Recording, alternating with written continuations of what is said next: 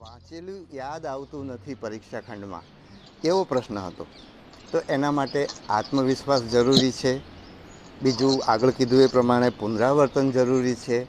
ત્રીજું, પાછળના વર્ષોના પ્રશ્નપત્રો કરવા જરૂરી છે, અથવા તો પ્રેક્ટિસ પ્રશ્નપત્રો કરવા જરૂરી છે. કારણ કે દાખલા તરીકે તમે ઇતિહાસનો વિષય વાંચો તો તમે વાંચશો ત્યારે બહુ સરસ લાગશે, ઘણું બધું સમજાઈ જશે, તમને એમ લાગશે કે મને યાદ પણ રહી ગયું છે.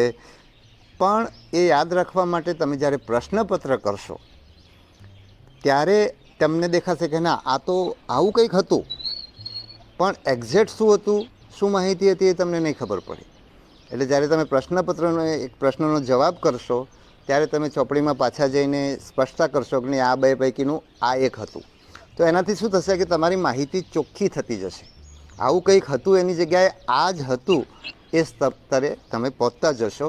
એટલે તમે વાંચો એની પાછળ તમારે પ્રશ્નપત્રો પણ, પ્રેક્ટિસ પ્રશ્નપત્રો પણ જુદી જુદી પરીક્ષાના કરશો તો તમને વાંચેલું યાદ રાખવામાં ઉપયોગી થશે.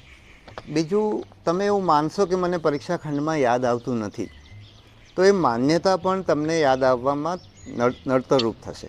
સામાન્ય રીતે મારો અનુભવ એ છે કે આપણે વાંચીએ ત્યારે ખૂબ બધું વાંચ્યું હોય એટલે પરીક્ષા પહેલાં આપણને હંમેશા એવી ચિંતા થતી હોય છે કે પરીક્ષામાં મને યાદ નહીં આવે. પણ જ્યારે આપણે પરીક્ષા ખંડમાં જઈએ છીએ અને પરીક્ષા આપણી સામે, પ્રશ્નપત્ર આપણી સામે આવે છે ત્યારે હવે તમારે પેલો આખો દરિયો નથી તમારી સામે, હવે બહુ મર્યાદિત વસ્તુ છે. એટલે તમને એ યાદ આવવામાં મુશ્કેલી ઓછી પડે છે. ખાલી તમારે માન્યતા તમને ના નડે તો તમને જલ્દીથી યાદ આવે છે. બીજું, તમારી પાસે મોટાભાગના આપણી પરીક્ષાઓ છે MCQ પ્રકારની છે, હેતુલક્ષી પ્રકારની છે. એટલે એની અંદર તમારી પાસે 4 વિકલ્પો છે.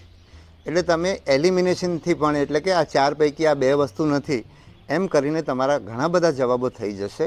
એટલે તમારે એવી માન્યતા રાખવાની નથી. અને એ માન્યતા તમારી દૂર થાય એના માટે તમે પ્રેક્ટિસ પ્રશ્નપત્ર કરશો તો તમને ખૂબ બધું ફાયદો થશે. બીજો એક પ્રશ્ન હતો કે શું વાંચવું તેનો ખ્યાલ આવતો નથી. તો એમાં પાછળના વર્ષોના પ્રશ્નપત્રો, જે લોકોએ આ પરીક્ષા પાસ કરી છે એવા લોકોને પૂછીને આપણે શું વાંચવું એ નક્કી કરીએ. આપણા મિત્રો શું વાંચે છે, એમણે જે વાંચ્યું છે એ પરીક્ષા સાથે બંધ બેસતું છે. કારણ કે કોઈકને કોઈક પુસ્તક જડી જશે, કોઈકને કોઈક સાહિત્ય જડી જશે, જે સાહિત્ય જડી ગયું હશે, જે સાહિત્ય તમારા માટે ઉપયોગી થઈ શકે. પછી એક પૂછ્યું છે કે રિવિઝન કેવી રીતે કરવું, પુનરાવર્તનની ની પદ્ધતિ જણાવશો અને જે વાંચીએ તે કેટલા સમયમાં ફરી વાંચો. આ પણ વિદ્યાર્થીએ બદલાતું હોય છે. પણ તમે ધારો કે ઇતિહાસનું કે ભૂગોળનું કે વિજ્ઞાનનું એક પુસ્તક આજે વાંચ્યું અને પછી 3 મહિના સુધી તમે એને ના વાંચો તો તમે ફરી વાંચવા બેસો ત્યારે તમારું વાંચેલું ભૂલાઈ જાય. એટલા માટે તમારે શરૂઆતના સમયમાં, નજીકના વખતમાં, એટલે બહુ ઓછા સમયે અઠવાડિયા પછી તમે પુનરાવર્તન કરી લો તો તમને યાદ રહેશે. પછી તમે પ્રશ્નપત્ર કરો, એનાથી તમારું યાદ રાખવાનું પ્રમાણ વધશે. પછી તમે જ્યારે વાંચો છો ત્યારે અંડરલાઇન કરવાનું.